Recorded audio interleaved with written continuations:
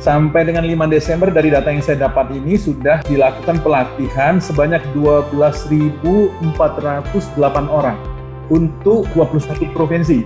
Nah, sementara workshop penyiapan bagi tenaga vaksinator ini telah dilangsungkan untuk 29.635 orang dari 34 provinsi. Artinya semuanya berjalan sesuai dengan rencana kita dan insya Allah kesiapan-kesiapan itu kita jaga. Dari sisi jumlah proporsional dari semua provinsi akan tercakup. Tentunya modul-modulnya itu kita adaptasi kepada yang selama ini sudah menjadi kurikulum dalam bentuk virtual.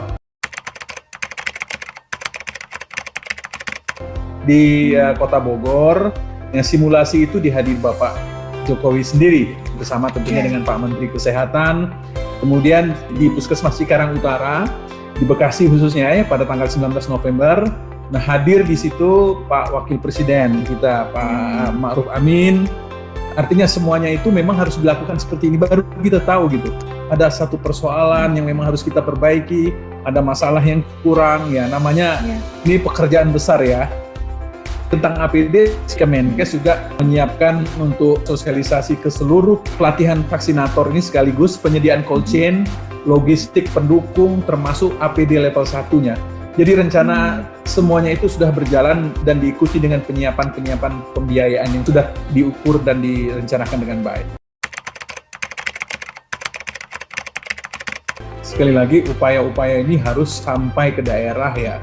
Teman-teman di Dinas Kesehatan, di Puskesmas, di ujung tombak di Fasiankes lah yang benar-benar menjadi aktornya nanti.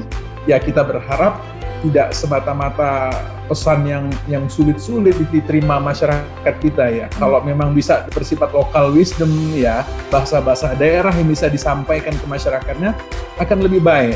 Tapi secara umum dalam konteks ini kita tentunya sudah membuat semacam guidance ya untuk teman-teman mengkomunikasikan itu. Pertama-tama barangkali tahapan kita menginginkan bahwa teman-teman itu paham bahwa betapa pentingnya vaksinasi.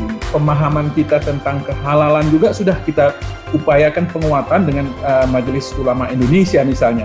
Semuanya itu betul-betul sudah disiapkan oleh pemerintah secara dini dan tentunya akan memberikan penguatan kepada teman-teman daerah untuk dapat mengkomunikasikan dengan baik.